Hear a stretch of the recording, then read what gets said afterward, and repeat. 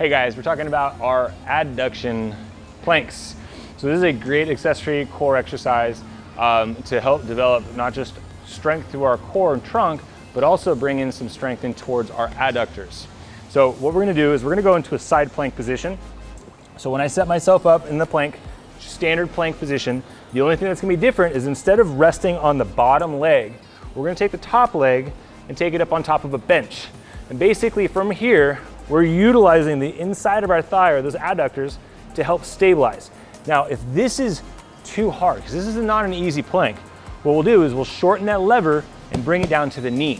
So instead of having the knee or the foot up there, we're gonna go to the knee and kind of hold that same plank, okay? So that way we can still create that same muscle recruitment through that adductors, but at the same time, not lose the rest of the system.